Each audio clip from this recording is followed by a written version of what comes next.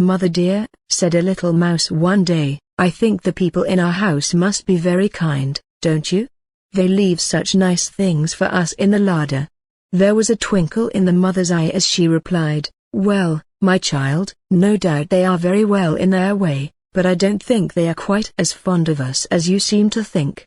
Now remember, Grey Whiskers, I have absolutely forbidden you to put your nose above the ground unless I am with you, for kind as the people are, I shouldn't be at all surprised if they tried to catch you." Grey Whiskers twitched his tail with scorn. He was quite sure he knew how to take care of himself, and he didn't mean to trot meekly after his mother's tail all his life. So as soon as she had curled herself up for an afternoon nap he stole away, and scampered across the pantry shelves. Ah! Here was something particularly good today. A large iced cake stood far back upon the shelf, and Grey Whiskers licked his lips as he sniffed it. Across the top of the cake there were words written in pink sugar, but as Grey Whiskers could not read, he did not know that he was nibbling at little Miss Ethel's birthday cake.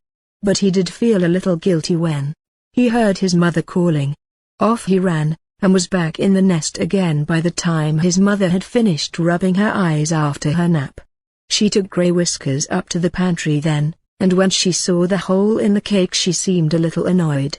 "Some mouse has evidently been here before us," she said, but of course she never guessed that it was her own little son.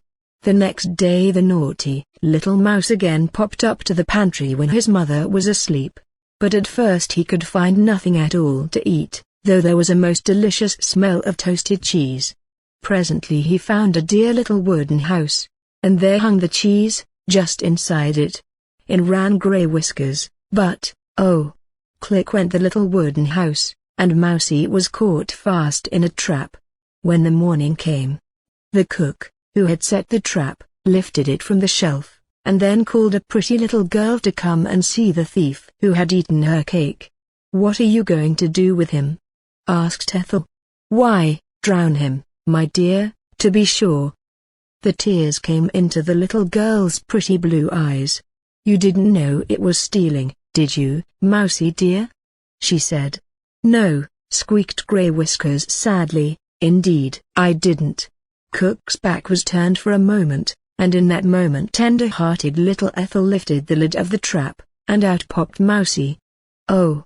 How quickly he ran home to his mother, and how she comforted and petted him until he began to forget his fright, and then she made him promise never to disobey her again, and you may be sure he never did.